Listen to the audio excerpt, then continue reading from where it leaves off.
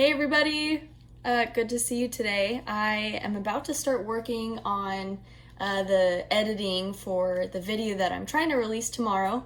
I'm really excited about it, but I wanted to pop on here really quick and just share a quick word with you, and it's a good one. It's the good news, you guys.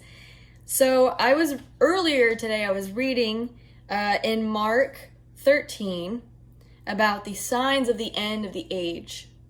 And I noticed that Jesus had said, let me find it exactly here.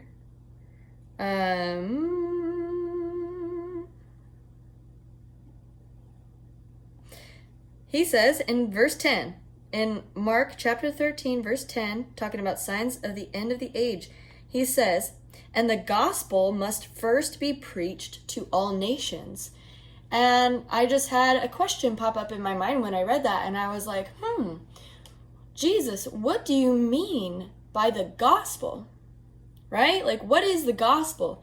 You know, I could probably think of maybe what I've heard people say, but it was just between me and the Lord. I said, Jesus, what is the gospel? What's the gospel to be preached? And, the word gospel means the good news. Okay, so the good news. All right, well, and so I just sat with that question and went about my day. I was reading a little bit later, and check out what I read in Luke 17. The 17. This section's called The Coming of the Kingdom of God.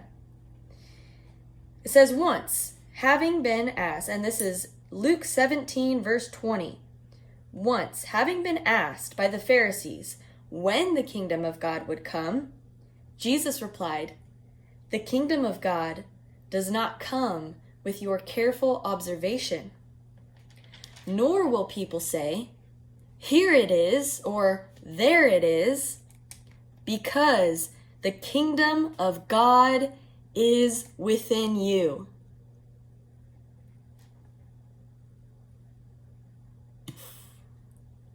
Wow. Mind blown. Mind blown. No one's going to say, "Here it is," or "There it is," because the kingdom of God is within you. No one can take it away. No one can steal it. No one has access to it for your specific situation. You know what I'm saying? Like, everyone has it for themselves. And we find ourselves in like an interesting time in 2020. Churches are being shut down. I just heard today that California is shutting down, public religious ceremonies, gatherings indefinitely, even though it goes completely against our Constitution. And there's a reason why it's protected by our Constitution for cases just like this. And it's just really, really interesting times we're in. But the encouragement is like, even if our church buildings get shut down, it doesn't even matter. I mean, it sucks, we lose a lot of privileges that come with meeting in a building, but no matter what happens in the outside world, the kingdom of God within you can never be touched, will never be harmed, it will never fade away. It is everlasting, will last forever.